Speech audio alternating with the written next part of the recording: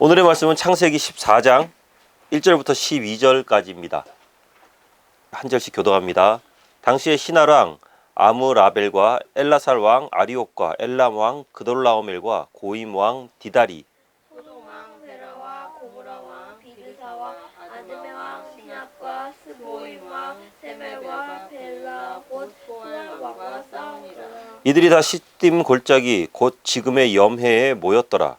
이들이 12년 동안 그돌라오멜을 섬기다가 제13년에 배반한지라. 제14년에 그돌라오멜과 그와 함께한 왕들이 나와서 아스드롯 가르나임에서 르바 족속을, 함에서 수스 족속을, 사웨 기랴다임에서 엠 족속을 치고 우리 족속은 그 상태에서 쳐서 방향 금방 에바란까지 이르렀으며 그들이 돌이켜 엔미스밧 곧 가데스에 이르러 아말렉 족속의 온 땅과 하사손 다말에 사는 아모리 족속을 친지라. 소돔 왕과 고모라 왕과 아드메 왕과 스보임 왕과 벨라 곧 소알 왕이 나와서 시딤 골짜기에서 그들과 전쟁을 하기 위하여 진을 치더니 엘람 왕 그돌라오멜과 고임 왕 디달과 시나르 왕 아므라벨과 엘라살 왕 아리옥 네 왕이 곧 그 5 왕과 맞서니라. 시딤 골짜기에는 역청 구덩이가 많은지라. 소돔 왕과 고모라 왕이 달아날 때 그들이 거기 빠지고 그 나머지는 산으로 돌아가매 네 왕이 소돔과 고모라의 모든 재물과 양식을 빼앗아 가고 소돔에 거주하는 아브라함의 조카 롯도 사로잡고 그 재물까지 노력하여 갔더라. 아멘. 자, 오늘 본문에 언급된 전쟁은 성경 전체에서 언급된 전쟁 중에서 이제 첫 번째 전쟁에 대한 내용이라고 할 수 있습니다. 아브라함이 하란을 떠난 지 약 9년이 지났을 때 정도로 추정을 하고 있어요. 그러니까 아브라함의 현재 나이는 84세. 굉장히 많은 나이죠, 그죠? 그때 전쟁이 발발한 것으로 추정됩니다. 자, 북부 메소포타미아 4개국 연맹, 엘람, 시날, 에나살, 고임, 그리고 가나안 남부 지역에 있는 5 나라의 연맹, 소돔, 고모라, 아드마, 스보임, 소알, 이 나라들이 서로 충돌을 하게 된 거예요. 보통 전쟁은요, 동맹을 형성한 국가가 한데 모이고, 그리고 그 세력에 반대하는 또 다른 국가들이 또 한데 모이고, 그렇게 하면서 세력과 세력과의 다툼으로 동맹과 동맹과의 다툼이 되는 경우가 거의 대부분이죠. 오늘 본문의 전쟁도 딱 그렇습니다. 화면을 보면은요, 본문의 전쟁의 원인은 가나안 남부, 이 가나안 남부 지역 사해의 끝부분을 중심으로 있었던 스보임, 아드마, 고돔, 소모라, 이 소알, 이 지역의 왕들이 동맹국들의 리더였던 이 소돔이 12년간 조공을 바쳐왔던, 그러니까 이 메소포타미아 북부 지역에 있던 이 나라들의 연맹에 조공을 바쳐왔는데 이것에 대항하면서 반역을 일으킨 것, 이것이 바로 오늘 본문에 나오는 이 전쟁의 이유입니다. 그동안 사해 지역의 동맹국들이 북부 지역 동맹들에게 꼼짝을 못했던 이유는 바로 그 중에 있었던 이 그돌라오멜, 이 그돌라오멜이 거의 전쟁의 신급이었던 거죠. 너무나도 전쟁을 잘했던 거예요. 나라가 짓밟히기 싫으면 그냥 눈 딱 내리깔고 조공을 바쳐야 되는 거예요. 이런 것들 이렇게 보면서 우리가 한 가지 좀 알 수 있는 것은 뭐냐면, 이런 충성, 특히 힘 앞에서 하는 충성, 이것은 마음에서 우러난 진정한 충성이 아니다. 굴복해서 하는 충성은 진짜 충성이 아니다라는 거예요. 그런데 세상의 모든 관계가 다 이런 것 같습니다. 그렇기 때문에 이 배신 당하는 입장에서는 그렇죠. 네가 내 앞에서 나 그렇게 살살살 웃으면서 잘해주더니 뒤에서 감히 네가 칼을 갈아? 하면서 막 부들부들 하는 거죠, 그죠? 그런데 배신하는 입장에서는 어떻습니까? 나도 그동안 참을 만큼 참아왔다는 거예요. 그동안 굴복하고, 그리고 그동안 눌려오면서 참을 만큼 참았다 하면서 반기를 드는 거죠. 우리는 왜 사해 지역에 있는 이 5개의 동맹국이 갑자기 배신을 했는지, 12년 동안 잘 참다가 반란을 일으켰는지 그것은 잘 모릅니다. 이유는 아마도 2가지 정도로 이렇게 추측을 해볼 수가 있어요. 첫 번째 이유는요, 아브라함이 기근을 피해서 이집트로 도망갈 만큼 이 극심한 기근으로 인해서 이 가나안 지역이 굉장히 어려움에 처해 있었는데 궁색한 살림에 도저히 조공을 바칠 수가 없는 거죠. 그렇기 때문에 에이, 이판사판이다, 이래 주거나 저래 주거나 똑같은 거 한번 찍소리라도 한번 내보자 하면서 전쟁을 일으킨 뭐 그런 걸 수도 있고요. 그리고 아니면은 이 다섯 국가들이 그동안 군비를 잘 증강시키고 그리고 군사력을 잘 이렇게 다듬어 놔서 자, 이 정도면은 우리 모여서 한판 붙어볼 만하다 라고 하면서 우리도 좀 기 좀 펴고 살자 라는 그런 취지로 전쟁을 일으켰는지 배신을 했는지 그거는 뒤에서 조금 더 살펴보기로 하고요. 자, 아무튼 이 메소포타미아 4개국 동맹군 그리고 그 동맹군을 이끄는 이 엘람 왕 그돌라오멜 보통 사람이 아닙니다.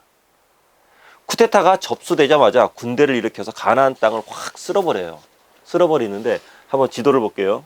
여기 위에서부터 쭉 내려오는데 처음부터 여기 있는 이 동맹군들하고 싸움을 했던 게 아니에요. 싸움을 했던 게 아니라 아스트롯 가르나임에서 르바 족속을 그리고 함에서 수스 족속을 그리고 사회키다라다임에서 엠 족속을 차례대로 이렇게 꺾으면서 내려옵니다. 그런데 이 세 족속들의 이름을 한번 보세요. 이 맨 뒷부분을 보세요. 임스라고 다 되어 있죠. 그죠? 임스. 르바임스, 주짐스, 에밈스 이렇게 임스로 이렇게 표기가 되어 있습니다. 이게 이제 킹 제임스 버전에도 이렇게 임스로 되어 있는데 이게 당시 문헌에 의하면 창세기 6장에 나와 있는 네피림과 사람들 사이에서 태어난 거인 족속을 이렇게 임스라고 불렀다라고 이렇게 되어 있어요. 거대한 체구를 지녔고 타고난 장사였던 이 네피림의 후손들이 사해의 5 왕들과 말하자면 손을 잡은 거죠. 뜻을 함께 한 거예요. 그렇기 때문에 아마 그돌라오멜과 한판 붙어보려고 하지 않았을까라는 그런 추정도 가능하죠. 아무튼 이 거인족들의 연합도 그돌라오멜과 연합군에 의해서 추풍낙엽처럼 쓸려버립니다. 쓸려버리고 자, 이 기세를 몰아서 바로 빡 하고 이쪽으로 연합군 쪽으로 들어가서 여기 공격을 해버리면 되는데 그렇게 안 해요. 그렇게 안 하고 또 이렇게 쭉 내려옵니다. 세일산에서 호리족을 쓸어버리죠. 그리고 이 가데스에서 아말렉 족속 그리고 하사손에서 아모리 족속 이 아말렉, 이 아모리 아마 나중에 이제 출애굽에 관해서 기억이 아마 하시는 분들이 많을 거예요. 굉장히 호전적인 족속이고 싸움을 굉장히 잘하는 족속입니다. 그런데 산악기로 유명한 이 족속들을 다 쳐서 없애버리죠. 그리고 시딤 골짜기 여기에서 이제 이 5개국 동맹군과 결전을 벌이게 됩니다. 여기에서 여기까지가 한 600km 정도 돼요. 내려오는데 그리고 뺑 돌아가지고 이렇게 가는데 한 250km 정도가 돼요. 바로 치지 않습니다. 바로 치지 않고 굳이 이렇게 뺑 돌아갔죠. 이게 왜 그러냐면은 크게 2가지 정도 이유로 살펴볼 수 있는데 지원 세력을 보낼 만한 주변의 동맹 국가들을 하나하나 다 각계로 쳐 없애버리죠. 그렇게 하면서 불안 요소를 먼저 제거해 버리는 겁니다. 거기에다가 도시국가였던 이 나라를 하나하나씩 쳐서 없애면서 마지막 종착지였던 소돔 고모라 너희들도 이렇게 될 것이다 라는 경고의 메시지 그리고 공포의 메시지를 심어주기 위한 것이었죠. 자, 아무튼 이 소돔 고모라의 연합군 이 싸움의 장소로 시딤 골짜기를 선택한 이유는요, 그곳에 역청구덩이가 있었어요. 그러니까 깊은 늪지대가 그곳에 있었다라는 것이죠. 자기 홈그라운드잖아요. 홈그라운드니까 그런 지형적인 이점을 잘 살려가지고 여기에서 우리가 전쟁을 해서 이기겠다. 하지만 상대는요, 그돌라오멜이고 그동안 이 수많은 족속들과의 전쟁에서 승리를 거두었던 백전의 용사들이 그 연합군에 소속되어 있었습니다. 그리고 수많은 포로들도 있었을 거고요. 그렇기 때문에 이들을 역청 골짜기에 몰아넣는 이런 작전을 세웠지만 오히려 이 5개국 연합이 청의 골짜기에서 처참한 패배를 맛보게 되죠. 소돔과 고모라 마지막 저항군 그리고 최고의 정예부대가 시딤 골짜기에서 몰살을 당하게 되면서 그야말로 이제 이 사해 남부에 있는 이 5 나라들은요 무풍지대가 되어버립니다. 침략군들의 약탈과 노략의 터전이 되어버리고 말죠. 자, 여기까지가 창세기 14장 1절부터 12절까지의 전체적인 내용이에요. 우리 그 중에서 특별히 11절 말씀 함께 한번 읽어볼게요. 내 왕이 소돔과 고모라의 모든 재물과 양식을 빼앗아 가고. 아멘. 재물과 양식을 다 빼앗아 갔다. 결과적으로 이 전쟁은 욕심에서부터 비롯된 것이다 라는 것이죠. 세상 사람들이 그토록 피나게 노력하고 공부하고 스펙을 쌓는 이유, 결과적으로는요, 밥그릇 싸움입니다. 더 많은 밥그릇 챙기기 위해서. 인간의 모든 싸움은요, 이 탐욕에서부터 시작되죠. 돈 싸움이에요. 야고보서 4장 1절 말씀을 보면 너희 중에 싸움이 어디로부터, 다툼이 어디로부터 나느냐? 너희 지체 중에 싸우는 정욕으로부터 나는 것이 아니냐. 정욕, desire. 이 그릇된 욕망으로부터 모든 싸움이 시작되는 것입니다. 선악과를 보고 그릇된 욕망을 품었던 이 하와의 욕망, desire. 이것은요, 과일이 없어서, 먹을 것이 없어서 그래서 나왔던 욕망이 아니에요. 바로 하나님께서 주신 것에 만족함을 얻지 못함으로 인해서 나왔던 그릇된 욕망, 거기에서부터 시작된 것이죠. 원래 지금도 배부른데 더 먹고 싶어. 그러면은 더 먹고 더 먹으면 어떻게 나중에 결과적으로 탈나지, 그지? 맞아. 이 사람의 욕망, 욕심이 이렇게 끝이 없는 거예요. 우리가 여기서 잊지 말아야 할 것은 욕심과 욕심이 만나는 곳에서는요, 서로 그 두 욕심은 결코 공존할 수 없다는 것입니다. 어느 한쪽이 힘센 욕심이 작은 쪽의 욕심을 짓밟아 누르게 된다는 것이죠. 하지만 내려놓음과 겸손함은요, 모든 사람이 함께 살아갈 수 있도록 만들어 주는 것이죠.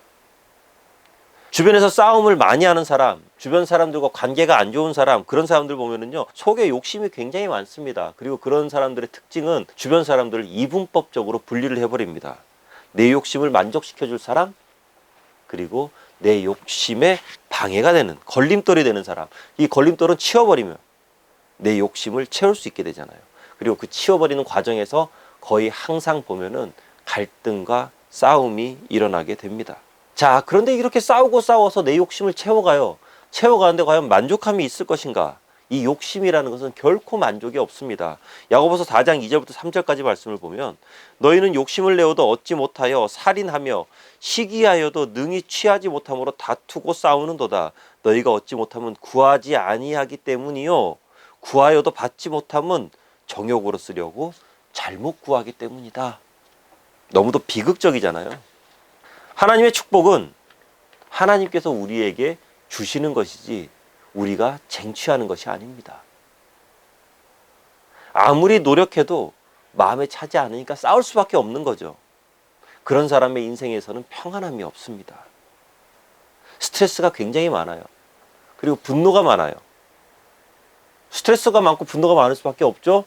욕심이 안 채워지니까 그래요. 이게 안 채워지니까 계속 이게 불만족스러운 거예요. 채워지지 않는 욕심, 삶의 스트레스만 남게 되고 타인과 세상을 향한 분노로 표출되게 됩니다.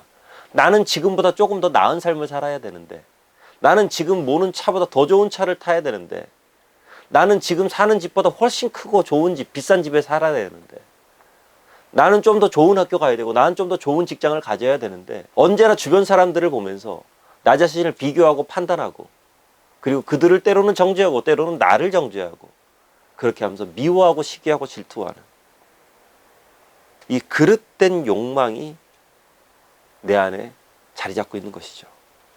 그리고 그것은 타인을 향한 그릇된 분노로 표출되게 됩니다. 특히 고속도로에서 보면은 그런 잘못된 분노가 이렇게 표출되는 경우가 많은데요. 영상 한번 같이 볼게요. 네, 왼쪽이 벤츠 아우디 차가 지나가고 있고요. 그다음에 오른쪽에 보시면은 저 하얀색 차 옆에 벤츠 차가 지나가고 있습니다. 이 속도 경쟁을 하고 있는 것으로 보입니다. 그러더니 갑자기 둘이 이 끼어들기를 하다가 부딪혔습니다. 멀리 있어서 잘 안 보입니다만. 그리고 오른쪽으로 차 밀려나가는 거 보이시죠? 뒤에 따라가 봤습니다. 차가 어떻게 됐을까요? 완전히 뒤집혀졌습니다. 고속도로에서 차 5대가 추돌해 6명이 숨지거나 다쳤습니다. 투월 과정에서 생긴 시비로 추격전이 벌어지는 게 발단이 됐습니다. 조을선 기자입니다. 앞서가던 승용차가 속도를 낮추며 갓길에 차를 세우라고 신호합니다. 피해가자 앞으로 끼어들고, 그래도 안 멈추자 이번엔 갓길에 차를 세우고 운전자가 뛰어들어 차를 가로막습니다. 가까스로 피하자 다시 차를 타고 쫓아와 추월한 뒤 급제동합니다. 승용차 운전자가 씩씩거리며 다가오는 순간 뒤따르던 차들이 연쇄 추돌합니다. 운전자가 나오시더라고. 차에서 내려서 저한테 내리라고. 그 정도 시점에서 이제 뒤에서 차가 면 수여 분간 고속도로 한복판에서 벌어진 이 황당한 추격전 때문에 차량 5대가 크게 부서졌습니다. 이 사고로 화물차 운전자가 그 자리에서 숨지고 5명이 다쳐 병원으로 옮겨졌습니다. 경찰도 추월 과정에서 발생한 시비 때문에 사고가 난 것으로 보고 있습니다. 사과를 받기 위해서였는지 어땠는지 모르겠지만은 그 한 대 차량이 주행 중에 1차로에서 급제동을 하고 정차를 하는 바람에 경찰은 개별 운전자들의 과실 여부를 파악해 형사 입건 여부를 검토하고 있습니다. MBC 뉴스 조울사입니다. 자, 어때요? 멀쩡한 사람을 죽음으로까지 몰아넣는 사고들, 그 사고들을 보면은 그 안에 분노가 있어요. 그리고 스트레스가 있죠. 그리고 그런 것들의 근원은 항상 보면은 잘못된 욕심으로부터 시작을 합니다. 야고보서 1장 15절 말씀 우리가 너무나도 잘 아는 말씀이잖아요. 욕심이 잉태한 즉 죄를 낳고 죄가 장성한 즉 결국 사망을 낳게 되는 거예요. 여기에서 사고를 했던 사람들 평소의 삶은 어땠을까요? 평소에는 멀쩡하게 잘 살던 한 가정의 가장이었을 것이고요. 한 가정의 아들과 딸들이었을 것입니다. 이런 사람들이 욕심에 휩싸이고 분노에 휩싸이고 스트레스에 자기 자신을 어쩔 줄 몰라 하다 보니 순식간에 엄청난 일들이 이렇게 벌어지게 된 것이죠. 사랑하는 성도 여러분, 사람의 마음 가운데 하나님의 비전이 아니라 이 욕심이 쌓이게 되면은 그 주변의 대상들은요, 이제 다 싸움의 대상이 되고 맙니다. 함께 잘 살아가는 것보다 싸움으로 쟁취하고 내 것으로 만드는 것이 훨씬 익숙해져 버리는 그런 삶을 살아가게 되죠. 세상적인 가치관과 세상적인 욕심에 사로잡힌 사람들의 주변 늘 경쟁자뿐입니다. 내 경쟁자들밖에 없어요. 하지만 하나님의 비전에 사로잡힌 사람들의 주변은요, 섬김과 복음의 대상들밖에 없습니다. 하나님의 비전을 가지시기 바랍니다. 그리고 세상적인 욕심의 자리에 하나님의 비전을 채워 넣으시기 바랍니다. 내가 좋은 대학 가고 스펙 쌓아서 좋은 직장에 취직하고 사업이 대박 나서 많은 돈을 벌겠다는 이런 물질적인 가치관에서 오는 것들은요, 거의 대부분 보면은 나의 욕심일 가능성이 굉장히 높습니다. 하지만 나의 인생을 통해서 하나님의 뜻을 이루겠다면서 주어진 모든 일들에 최선을 다하면서 살아가는 사람, 그런 사람들은요, 하나님의 비전을 향해 나아갈 가능성이 굉장히 크죠. 그런데 하나님의 일을 하기 위한 직업을 갖기 위해서, 하나님의 일을 하기 위해서 내가 사업을 하고 돈을 번다고 하면서 지금 드려야 할 예배, 그리고 나의 헌신, 하나님을 향한 나의 기도, 나의 찬양이 등한시된다면은 그것은 또 내 욕심으로부터 시작된 가능성이 굉장히 높아요. 하지만 또 하나님의 비전을 실현시키기 위해서 주중의 삶을 치열하게 살아가고요.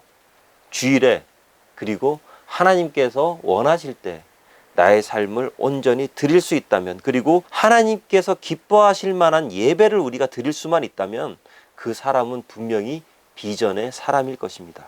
부디 여러분의 마음 가운데 욕심과 욕망이 사라지고 하나님의 비전만 가득 차기를 주님의 이름으로 축원합니다.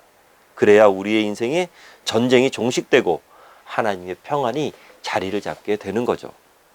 자, 오늘 본문 12절 말씀 한번 읽어볼게요. 소돔에 거주하는 아브라함의 조카 롯도 사로잡고 그 재물까지 노력하여 갔더라. 아멘. 자, 지금으로 치면은요, 롯은요, 잘 나가는 사업가였어요. 사업가였는데 그 사업을 번창시켜서 서울 시내권에 있는 아파트를 구입하게 되고, 그리고 시내권뿐만 아니라 강남으로 들어가더니 이제는 소돔 성 안에까지 들어갔어요. 요즘으로 치면 이제 단순히 강남 정도로 간 게 아니라 강남의 타워팰리스에 입성하게 된 것이죠. 아주 성공한 사람이었습니다. 성공가도의 엘리트 코스를 차근차근 밟아왔던 사람입니다. 하지만 그가 쌓았던 엘도라도는 순식간에 무너져 버리죠. 너무나도 순식간에 한 방에 무너져 버립니다. 이것이 바로 욕심에 찬 사람이 걸을 수밖에 없는 그 결말의 모습이에요. 너무도 짧고 너무도 허무하죠. 욕심으로 성공한 사람 주변에는 욕심으로 가득 찬 사람들이 항상 많이 있어요. 드글드글해요.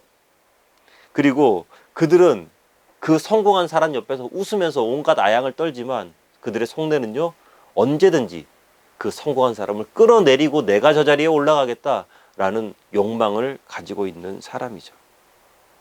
롯이 잊고 있었던 것은요, 창세기 13장 10절에서 자신이 선택한 기름진 땅에, 그곳에는 자신과 같이 잘못된 욕망을 가진 사람들이 있을 것이다라는 것을 롯은 간과하고 있었던 것입니다. 그런 사람들이 모인 그곳은요, 더 큰 욕심을 가진 그돌라오멜이 왔을 때, 더 큰 힘을 가진 그돌라오멜이 왔을 때 폐허가 되고 모든 것을 다 빼앗기게 되고 결국은 쫓겨나게 되는 것이죠. 전쟁으로 모든 것을 잃고 포로가 돼서 끌려가는 롯의 욕심, 이것은요, 욕심을 쫓아 살아가는 하나님의 사람들을 향한 하나님의 경고의 메시지입니다. 하나님의 사람들은요, 조금 어렵고 힘들고 손해보더라도, 때로는 바보 소리를 좀 듣는다고 할지라도 약속의 땅에 머물러 있어야 돼요. 욕심을 따라서 소돔과 고모라로 가면 안 된다는 거예요. 롯은 하나님의 자녀이기 때문에 하나님의 징계가 임한 것이죠. 혹시라도 소돔과 고모라에 한쪽 발을 지금 걸쳐놓은 상태에 있으시다면, 그리고 그곳에서 무언가 단물을 내가 빨아먹고 있다면 빨리 나와야 됩니다. 욕심을 따라서 하루하루 살아가고 있다면, 그리고 그곳 가운데서 조금이나마 내가 이득을 취하고 있다면 그 이득은 결코 나의 것이 아닙니다. 언젠가 나보다 더 큰 욕심과 더 큰 힘을 가진 누군가에 의해서 그 이득들은 다 빼앗기게 됩니다. 그것은 하나님으로부터 온 것이 아니라 바로 나의 욕심으로부터 온 이득이기 때문이에요. 롯이 그 전쟁통에 죽지 않았다는 것, 이것은 너무나도 큰 하나님의 은혜죠. 하나님의 옐로 카드가 탁 뜬 거잖아요. 하나님의 옐로 카드가 딱 떴을 때 바로 거기서 나와야 돼요. 돌이켜야 돼요. 그래야만이 우리 삶에 소망이 있습니다. 자, 롯이 이처럼 고난을 당하고 있을 때 창세기의 관점은 이제 광야 척박한 땅을 살아가고 있는 아브라함에게로 돌아갑니다. 롯이 좋은 곳으로 갔잖아요. 그죠? 기름진 땅으로 갔어요. 아브라함은 험한 땅으로 갔어요. 마치 꼭 아브라함은 엄청나게 고생하고 그쪽에서 막 험한 곳에서 지질이 궁상으로 살아갈 것 같은데 실제로는 그렇지 않습니다. 그곳에서 아브라함은 하나님의 은혜를 받으면서 엄청난 부와 명예를 축적하게 됩니다. 그리고 이 아브라함은 놀라운 일을 행하게 되죠. 이 내용들 이제 다음 주에 조금 더 함께 살펴볼 건데요. 자, 오늘의 말씀을 맺겠습니다. 인간의 욕심은 언제나 죄를 낳고 죄는 분쟁과 싸움의 원인이 됩니다. 욕심과 욕망으로부터 시작된 전쟁, 수많은 사람이 죽고 다치고 모든 것을 빼앗고 빼앗기는 이 비참한 상황 가운데서 꼭 보면은 정글 같죠, 그죠? 약육강식에 사람이 사는 곳인데 동물들이 사는 꼭 정글 같아요. 그리고 그곳에는요, 다 빼앗기고 다 잃어버린 그곳에는 욕심을 따라서, 정욕을 따라서 약속의 땅을 떠났던 롯도 포함되어 있었다라는 거죠. 하나님의 사람은 그런 자리에 있어서는 안 됩니다. 우리가 있어야 될 자리가 분명히 있어요. 우리가 발을 들여놔서는 안 될 자리가 분명히 있습니다. 하나님의 사람은 하나님의 자리에 있으면서 세상적인 욕심을 따라 살아가는 것이 아니라 하나님의 비전을 따라서 살아가야 되는 사람들입니다. 세상 사람들과 함께 있다면 그들과 함께 멸망할 수밖에 없는 거예요. 오늘 롯처럼 말이죠. 우리가 하나님께서 원하시는 비전을 품고 그 자리에 있을 때 우리에게는 참 소망이 있을 것이고 참 기쁨이 있을 것이고, 그리고 그곳에서 내려주시는 하나님의 진짜 은혜를 맛보게 될 것입니다. 그렇게 살아가는 우리 모두가 되어지기를 주의 이름으로 축원합니다. 함께 기도하겠습니다. 하나님께서 바라고 원하시는, 그리고 하나님께서 기뻐하시는 삶의 모습으로 살아가며 하나님께서 베풀어 주시는 은혜의 단비를, 은혜의 이슬을 받아먹으며 남들이 척박하고 힘들고 괴로운 땅이라고, 그곳으로는 가서는 안 될 길이라고 말한다 할지라도 그곳에 하나님의 비전이 있고 하나님의 꿈이 있고, 그리고 하나님께서 말씀하신 약속의 땅이라면 주님 버티고 견디며, 그리고 그곳에서 하나님의 은혜를 구하며 하나님 내려주시는 만나와 메추라기를 먹으며 하나님과 동행하는 삶을 살아가도록 하여 주시옵소서. 그것이야말로 진짜 복된 삶이고 그것이야말로 정말 의미 있고 가치 있는 삶임을 주님 우리 모두 잊지 않도록 하여 주시옵소서. 언제나 함께 하시는 주님, 언제나 우리에게 큰 능력으로 임하시는 주님을 찬양합니다. 예수님 이름으로 기도합니다. 아멘.